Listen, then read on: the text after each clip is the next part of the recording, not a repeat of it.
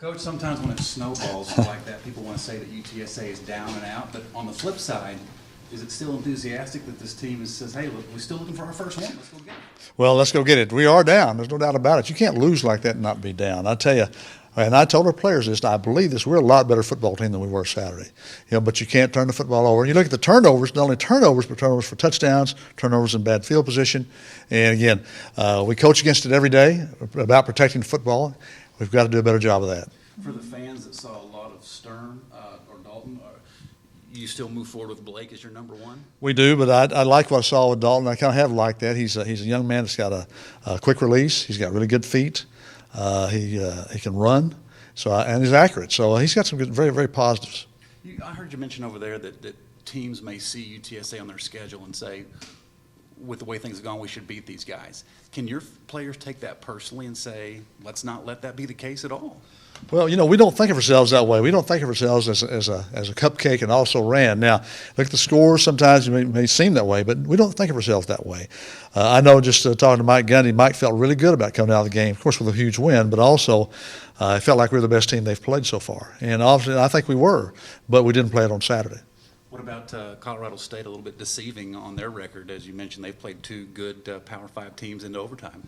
Well, they do, and that's the thing. It's I'm looking for a cupcake, but Colorado State is not one of those. And they're a good football team. They're very physical, well coached. It's going to be really a tough challenge for us. And main thing we've got to do, we've got to get our act together. We haven't done that. We've turned the ball over, made mistakes, and allowed teams to win. For us to win, we can't be, I won't say mistake-free. We've got to make sure we're doing our job. After Dalton led that touchdown drive, Blake was one of the first to high-five him, to congratulate him, to fire him up. What does that say about Blake?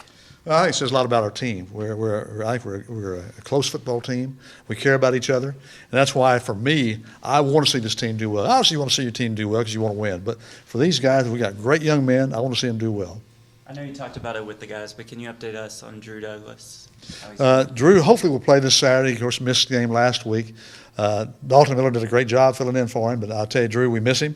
He's one of our outstanding football players, a leader, a tough guy. Don't know yet, but I'll know early in the week whether he'll be back. What are the positives that you take away from that game, if there are any? Well, let me think here. Well, there are some. There's always some good and bad. But I think the good, again, is what we saw with Dalton Miller. We liked that. Also, I really liked the situation we had with Jarvion. Jarvion did probably his best game since he's been here running the football. We saw some good things on our defensive front, and I like some things about it. Again, not enough. Go back to Blake and his play on Saturday.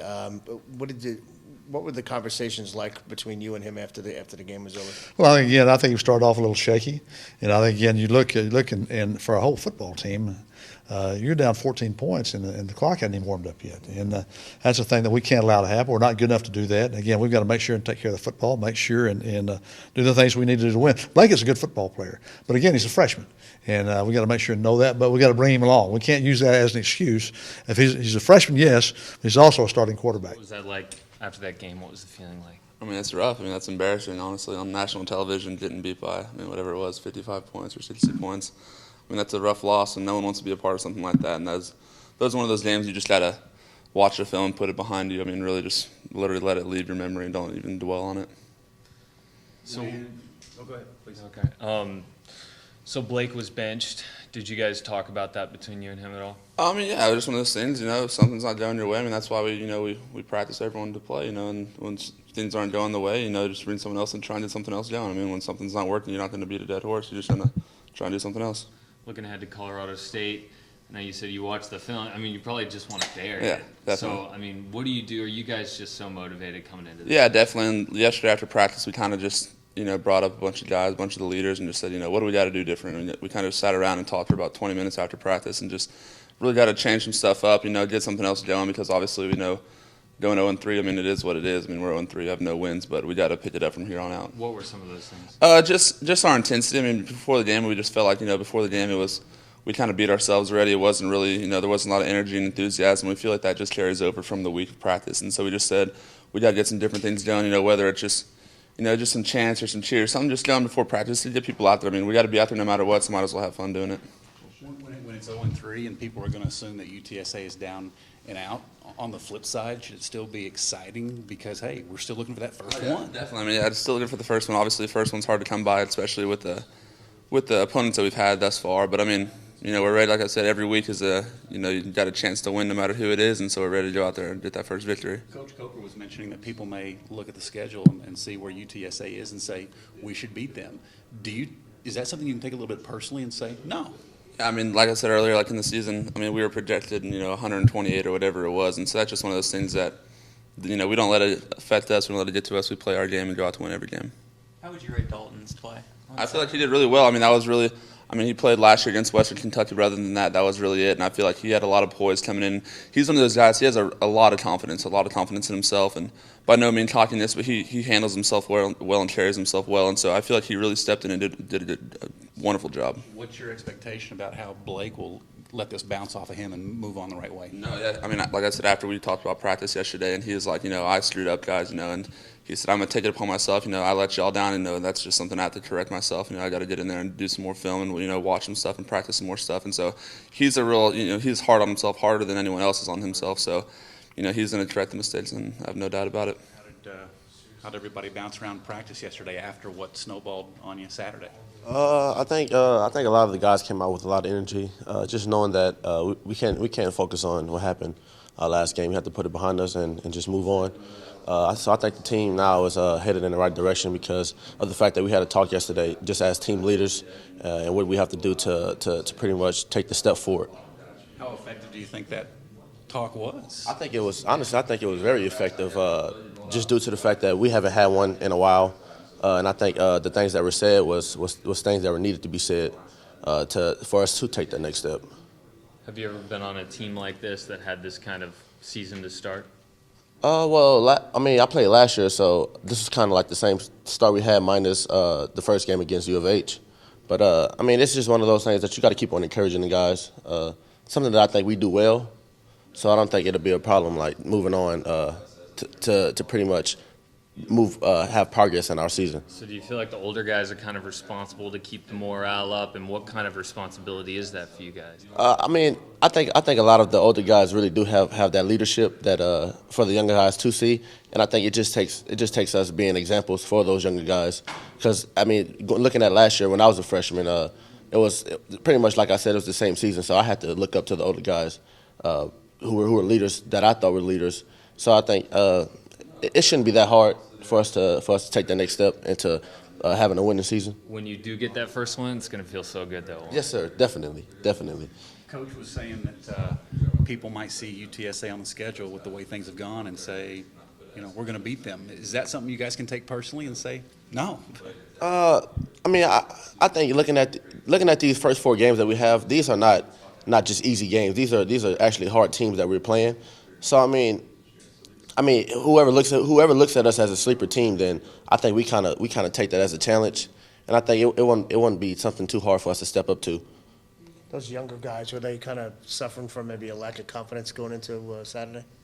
I don't think it was a lack of confidence. I just think everything starts from practice. So how you play in practice is how it's going to show on the field, and I think that's what it has to start at for us. Is we have to bring up our level of energy in practice. Gone, does it make you want to play a little more angry, or does it add a little something extra to the team knowing that first one is still out there to go get? Oh yeah, definitely we want to play with our chip on our shoulder. We definitely want to go out and win a game, so that definitely adds to the way we got to practice and the way we show up on Saturdays. Some of the guys were mentioning that there was a message passed along by some of the senior leaders yesterday. What were your thoughts on that? Oh, I thought it was great. I thought it was amazing to have that turnout. I asked for the leaders to come on the 50-yard line and talk some things out, and it was just amazing how everybody put their input into it, and everybody talked about the things we got to do and things we got to do better. And we were all we felt like a family, and we're ready to get it done. Is it a moment you think might do the good that you want? Oh yeah, absolutely. After breaking us out, we prayed, and after breaking out of that senior meeting, I had chills. I felt like a turning point. And a lot of the times, you don't see that. I know we got to show up on Saturdays, but I felt like it's a good start to our week. So you called that meeting? Yes, I called it. I got up right after practice and I said, hey, the leaders of the team, just meet me at the 50-yard line. We got to talk about some things we got to get done, and we got to fix it quick. Is that something that you've had experience with, having to call that kind of meeting? Yes, I mean, in the summer, when summer workouts started, I got up there in front of the team meeting, and I mentioned a few things that we need to get done during the summer. So, I felt like somebody had to say something, and it was time to get that meeting going because obviously, what we're doing right now isn't working. So, What was your message? just basically, what are the little things that we got to focus on? Like, what is going? Like, do we got to change something up? Is everything like? Does it seem like we're doing the same thing every week? So, me and the seniors have something in store for this week, and I'm pretty sure it'll work out. So when the game comes on Saturday, what do you want to see from this team to know that meeting really had an impact? Just the response, as an entire team. The sidelines got to be alive throughout the entire game from the very beginning. Sometimes, we feel like, okay, if things don't go the right way, our sideline can be a little flat sometimes. So things like that, So respond to it on Saturday, and then hopefully we come out with a W. Coach Coker was saying that teams may see UTSA and the way things have gone and say, okay, we should beat these guys. Does that put a chip on your shoulder and say? Oh, absolutely. We're definitely a lot better team than what we've shown on film. And if teams are gonna, go ahead and say, hey, they're 0-3, we can walk over these guys. They're in for a big surprise. Like I said, something had to be said, and I hope our team responds to it this week, starting tomorrow in practice. And I think we can surprise Colorado State if that's what they're thinking. What kind of challenges do you see in Colorado State? I have to yet look at them on film, but my linebacker said that they do line up in a lot of formation. A lot of formations, they do have two good athletic tight ends. They like to play with them. They like to run the ball. They're going to run the ball to begin with and then pass second. So we're ready to see a lot of formations out of them, and we're just ready to get going.